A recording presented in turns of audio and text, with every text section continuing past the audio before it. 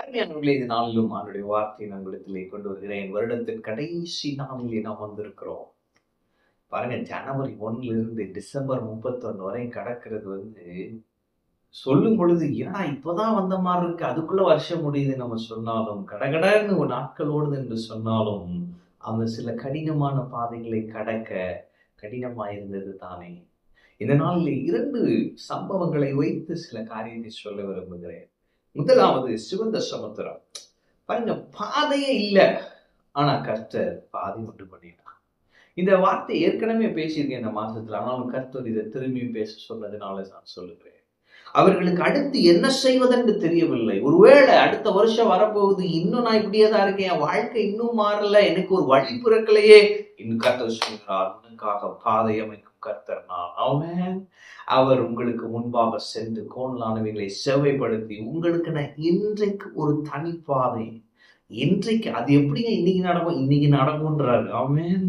அப்ப 2 முறை இந்த வார்த்தை இந்த மாதத்துல வருதுன்னா, உண்மையிலே இன்னைக்கு ஒரு பெரிய பாதை உங்களுக்கு நான் திறக்க போகிறது. ஆமென். யாரும் நீங்க நினைச்சு பார்க்கல சிவந்த சமுத்திரத்துக்கு நடுவுல பாதை இருக்கும்னு. அது எப்படிங்க அதுக்கு நடுவுல பாதை இருக்கு? கடலுக்குள்ள எங்கிட்டுங்க பாதை இருக்கு? அதுக்கு ஆனா ஆண்டவர் பாருங்க, உண்மையுள்ளவராய் தம்முடைய ஜனங்களுக்கு தடை செய்தார். இந்த தேவன் உண்மையுள்ளவர். உங்களுக்கு சொல்லுகிறார், உனக்கென இன்றைக்கு ஒரு பாதை உண்டு.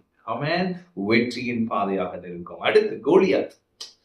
கோலியாத்த யாருமே ஜெயிக்க முடியல பாருங்க. சவுல் பயந்துட்டான்.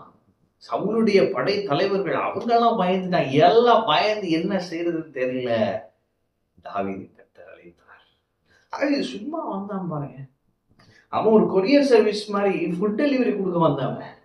அவன் அங்கிருந்து பார்த்து வைராக்கியம் கொண்டு இந்த யுத்தம் கர்த்தருடையது என்று சொல்லி ஒரு சிறிய கல்லினாலே பெரிய கோலியாத்தை வீழ்த்தினான்.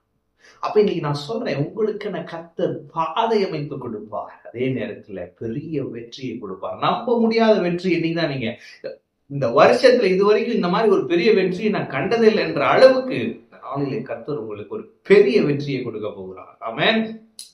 வாக்கு கொடுத்த கர்த்தர் உண்மையுள்ளவர். இது 2 நிச்சயம் நடக்கும். 1, உங்களுக்கு என்ன ஒரு பெரிய பாதை அமைப்பார். அதே நேரத்துல பெரிய வெற்றியை கொடுப்பார். இந்த நாள்ல இந்த இரட்டிப்பான நன்மைகளை நீங்களும் நானும் பெற்றுக்கொள்வோம் இயேசுவின் நாமத்தினாலே. கர்த்தர் பெரியவர். வரும் ஆண்டு பெரிய முக்கியமான ஆண்டாக இருக்க போகிறது. பல நல்ல காரியங்கள் நம்முடைய வாழ்க்கையிலே நம் மூலமாயும் நம்முடைய வாழ்க்கையிலே கர்த்தர் செய்ய போகிறார்.